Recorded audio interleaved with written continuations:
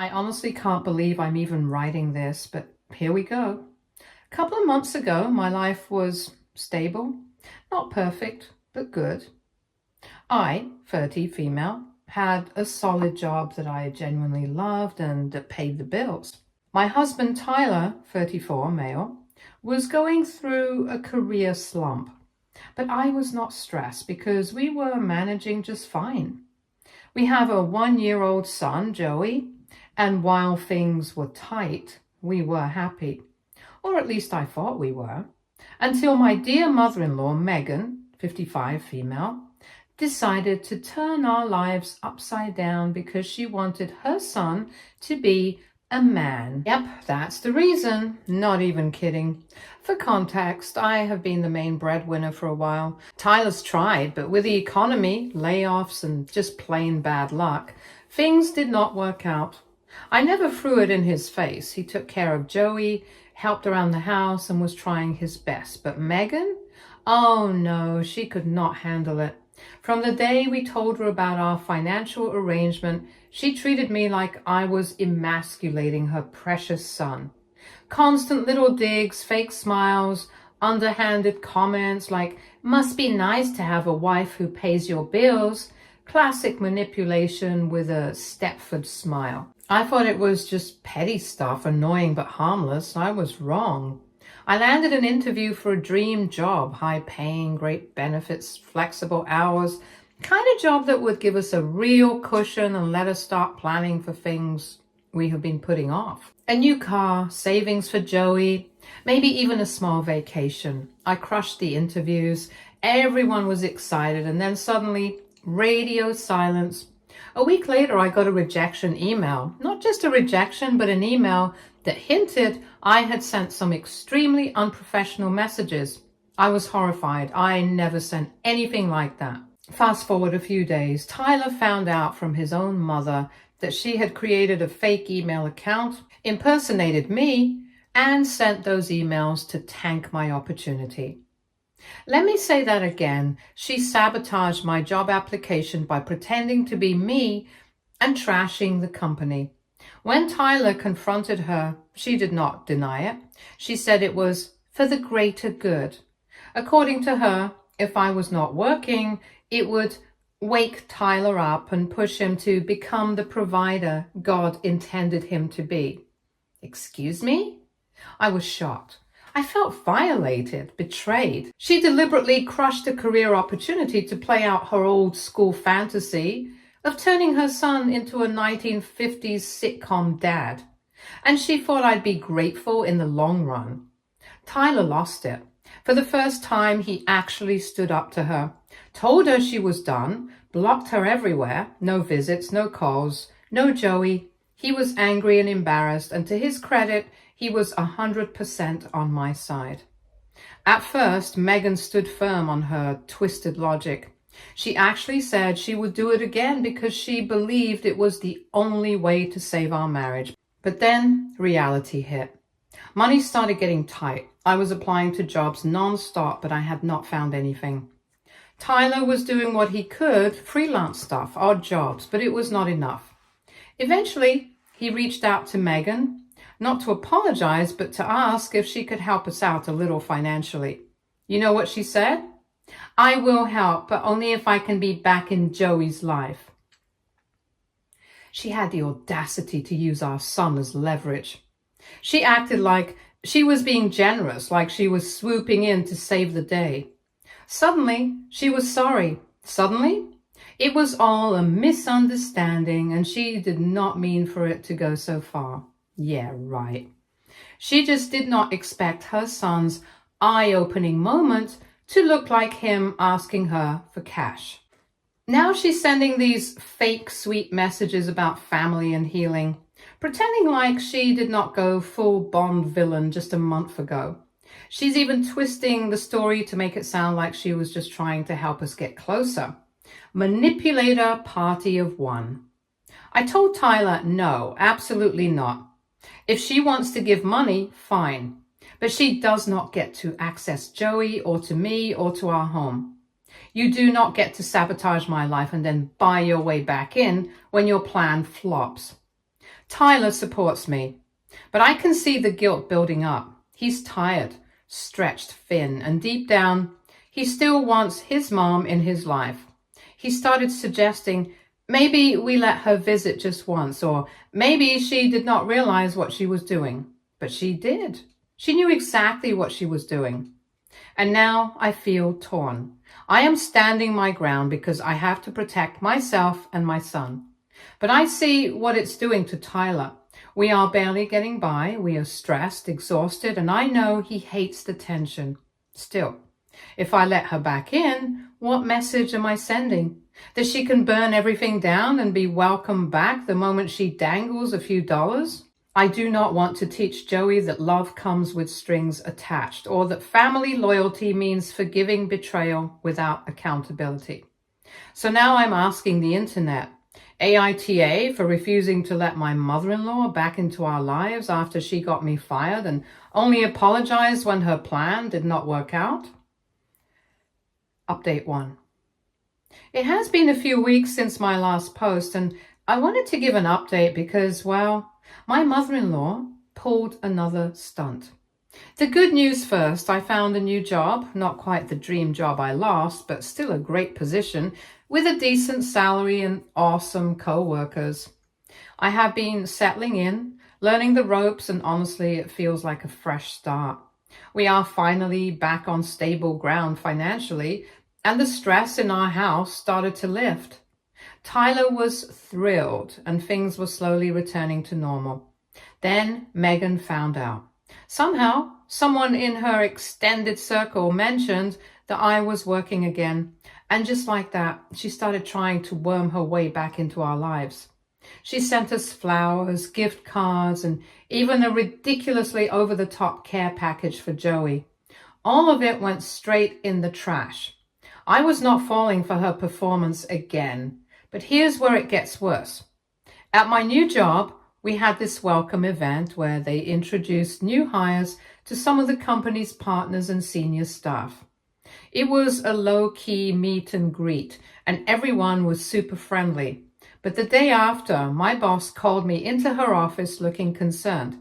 She said someone had left a voicemail claiming to be a concerned relative, warning the company that I was unreliable and had a history of creating conflict in the workplace.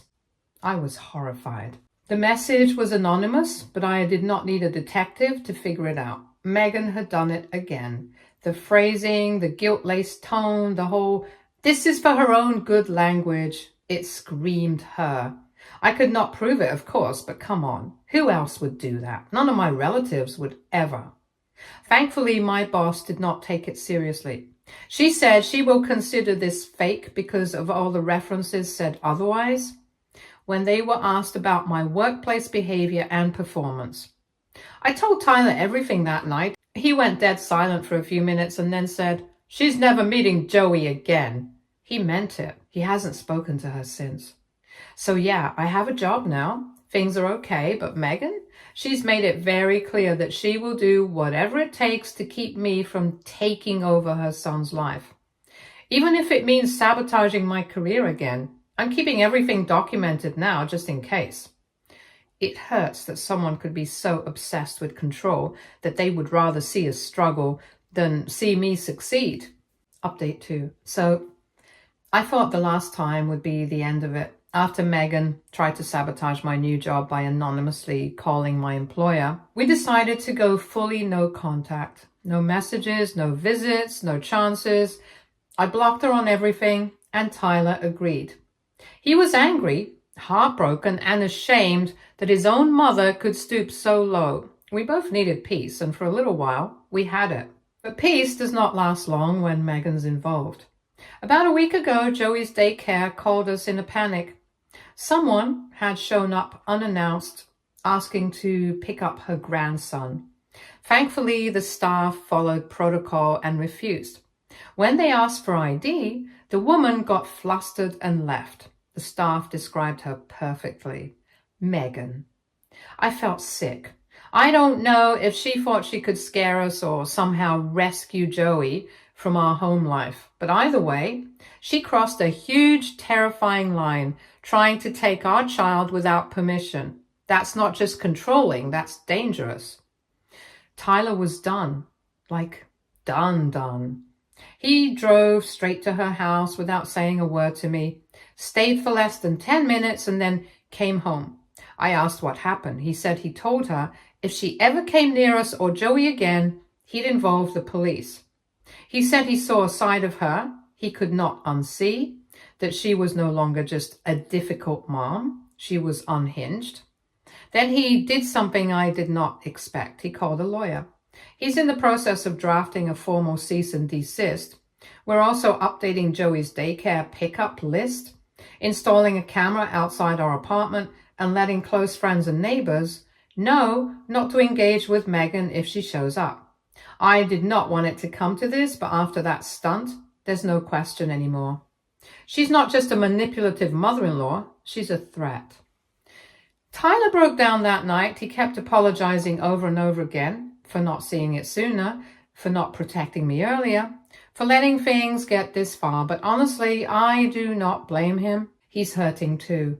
It's hard to accept that your own parent is willing to hurt your family just to feel in control. We are safe. Joey is safe. But the damage she's done emotionally is going to take time to heal. So now we are rebuilding, not just financially, but emotionally. And this time we're doing it without her anywhere near our lives. Joey will not grow up around that kind of chaos. He'll know what safety, boundaries, and love look like. Update 3. Just when we thought things had finally gone quiet, Megan found a new way to creep back in. Handwritten letters, yep, old school, dramatic, scented paper, emotionally manipulative letters.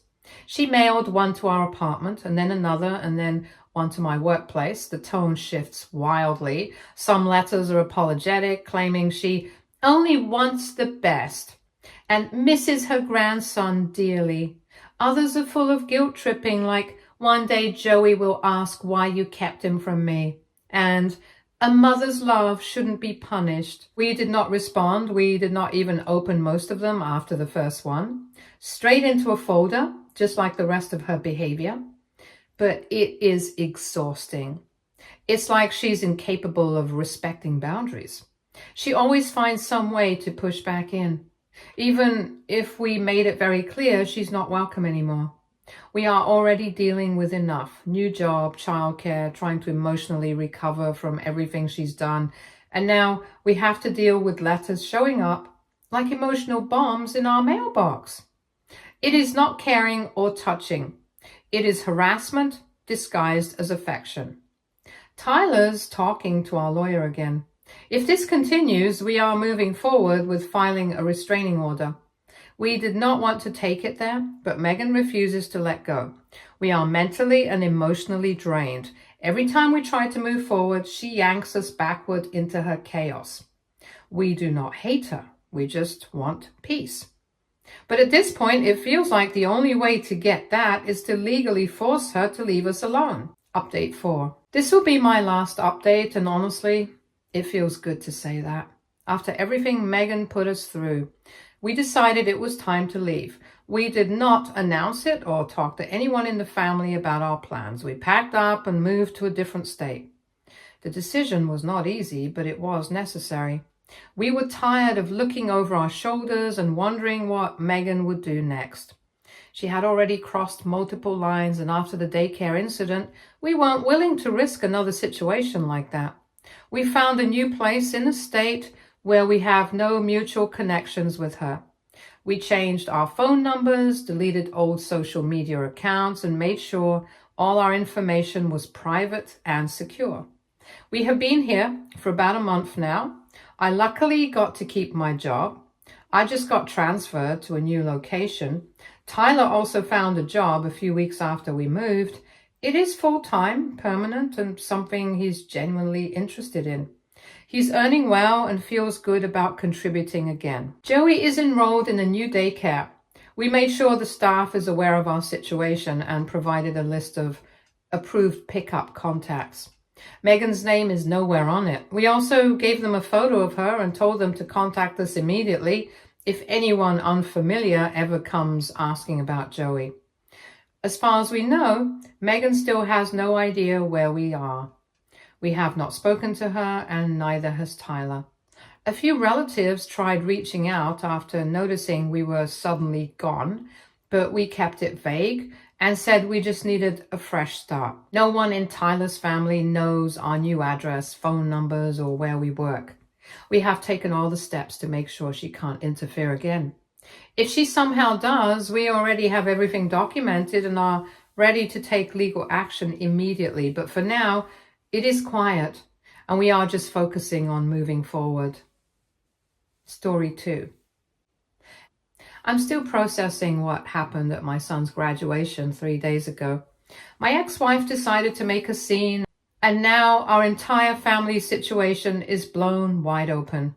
Natalie and I divorced 4 years ago when Jake was 14 and Emma was 12. What nobody knew was the real reason we split.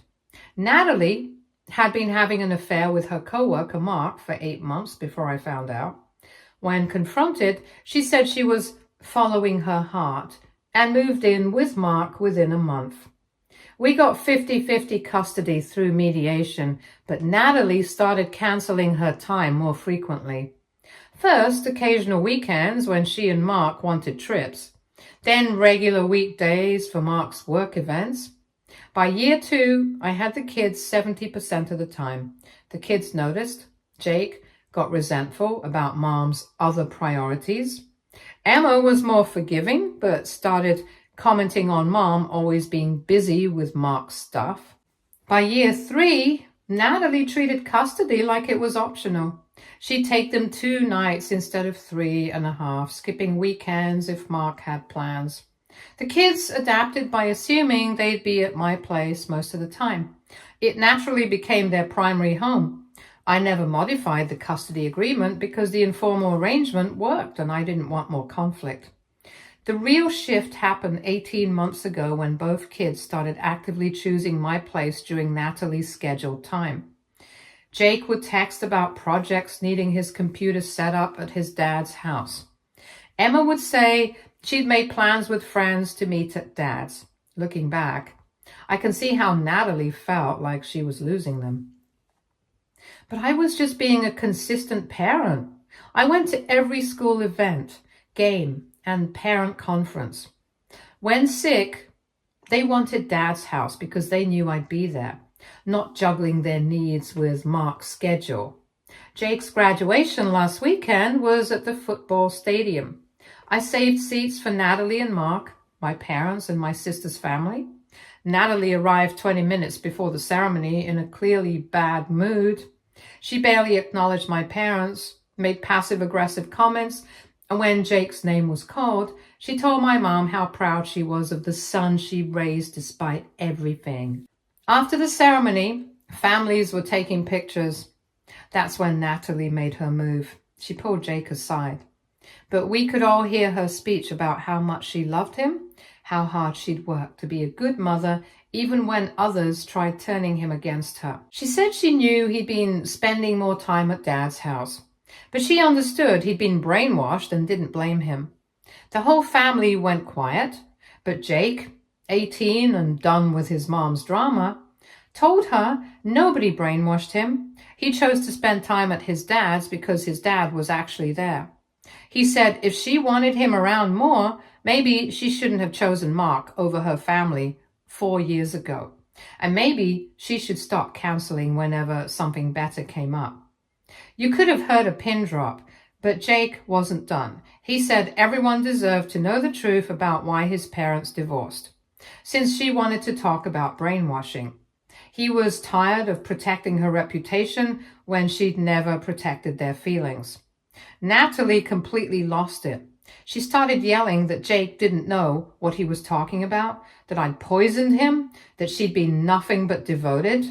Mark physically pulled her toward the parking lot while she kept shouting. It was mortifying, but somehow satisfying to have the truth out. Emma wasn't at graduation, but heard about it from Jake. and has been unusually quiet since. She's always been closer to her mom and is struggling with everything being open now. I haven't heard from Natalie since, but Mark texted asking if we could talk like adults. My question is whether I should have stopped Jake from saying what he said. Part of me feels I should have protected Natalie from that humiliation. Another part thinks Jake had every right to defend himself and tell his truth. What do you guys think? Any advice? Update 1. Things have escalated since I posted. Family members from graduation have been calling, and the truth coming out has had interesting consequences. My parents called, saying they were proud of how I'd handled everything. They suspected something was off about the divorce, but never wanted to pry. My sister was less diplomatic, saying she'd noticed Natalie barely interact with Jake and Emma at family events. The bigger development was Emma coming to me asking to talk. She'd been making excuses for her mom's behavior for years because she didn't want to believe her mom would choose Mark over her and Jake. Hearing Jake say it out loud made her realize she'd been lying to herself. Emma listed heartbreaking examples, how her mom would promise to help shop for homecoming dresses and then cancel for Mark's work events. How Natalie missed Emma's middle school graduation for a weekend getaway. The worst was when Emma called crying after a bad school day, and Natalie said she couldn't talk because of date night with Mark and would call back later. Emma waited hours for that call that never came, finally calling me instead. Emma said she'd convinced herself her mom was just busy, but hearing Jake lay out the pattern made her realize she'd been making excuses for someone not prioritizing her kids. She asked if she could skip her mom's scheduled time this week to think. I texted Natalie that Emma was staying with me and needed time to process. Natalie immediately called, our first contact since the ceremony. She alternated between furious and desperate. She accused me of finally getting what I wanted by turning both kids against her. Then she cried, saying she knew she'd made mistakes but was trying to build a life with Mark and thought the kids understood adults need companionship. I told her the kids understood that, but also needed a mom who showed up consistently. The conversation went nowhere. She hung up saying this wasn't over and she talked to a lawyer about modifying custody since I'd been alienating the kids. Update 2. I met with Mark yesterday, and that conversation wasn't what I expected. Mark started by apologizing for Natalie's graduation behavior. Then he said something that threw me off.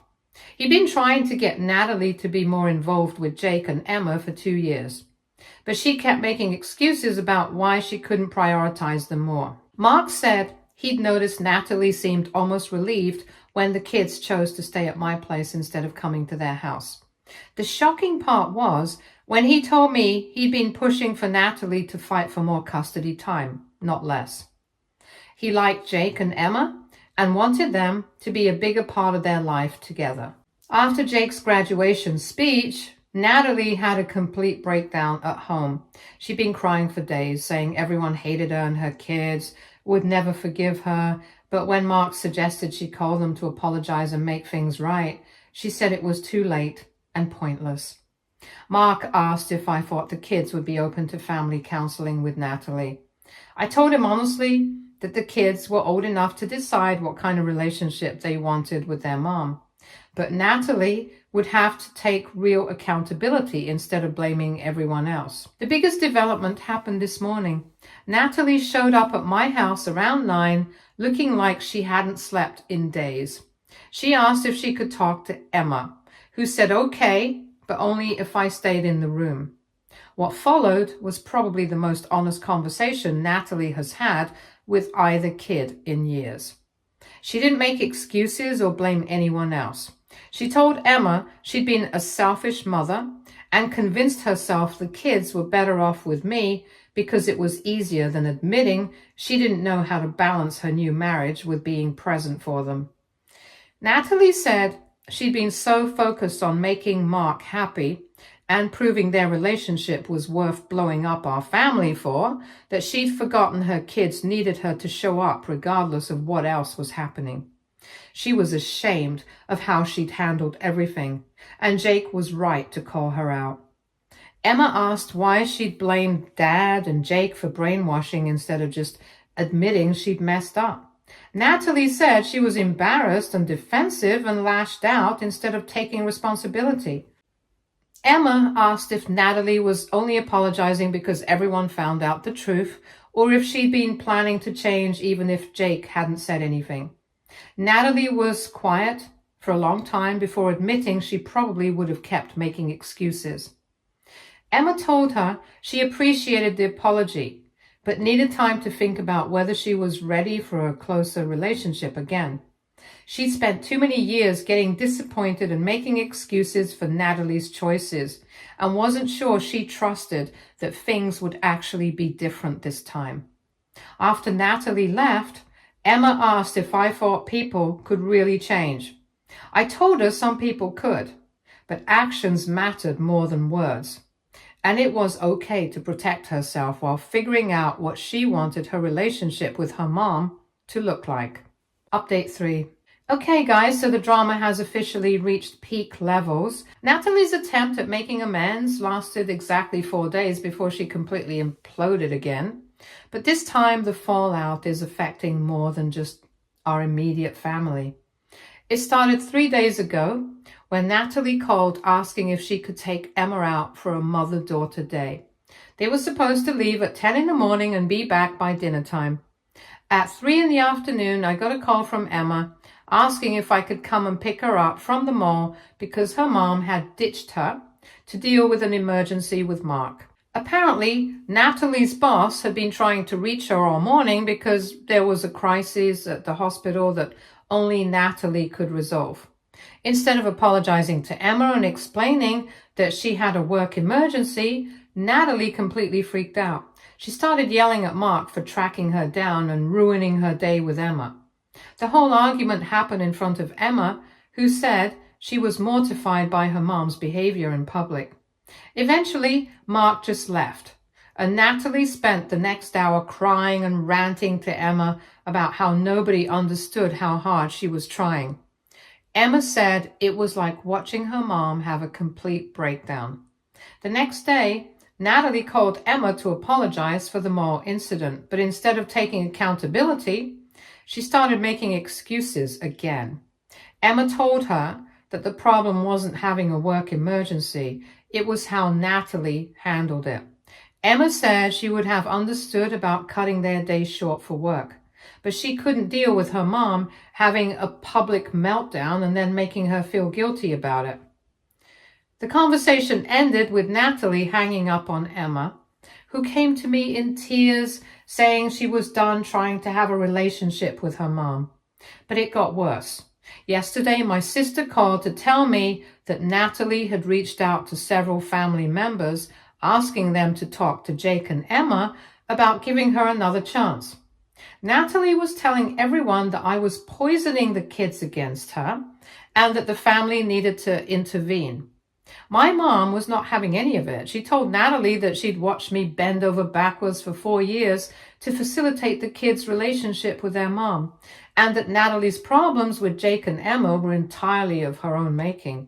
My sister was even more direct, telling Natalie that the family had been politely ignoring her obvious lack of involvement with the kids for years. The final straw was this morning when Natalie showed up at Jake's job demanding to talk to him. Jake's manager had to ask Natalie to leave because she was disrupting the store. Jake called me afterwards, absolutely furious, and said he was done with his mom's drama. I don't even know what to do at this point.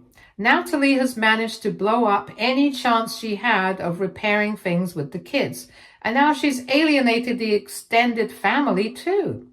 Mark texted me this morning saying he's considering whether his marriage can survive Natalie's inability to take responsibility for her own choices. Part of me feels bad for Natalie because she's clearly struggling, but another part of me is just exhausted by the constant drama she creates whenever she doesn't get the response she wants. The kids are both doing well and seem relieved to have clear boundaries, but I hate that they're having to deal with this level of dysfunction from their own mother. I guess the silver lining is that everyone now sees the situation clearly, and Jake and Emma don't have to pretend anymore or make excuses for behavior that was never okay. Stay tuned for more stories from our girl relationships.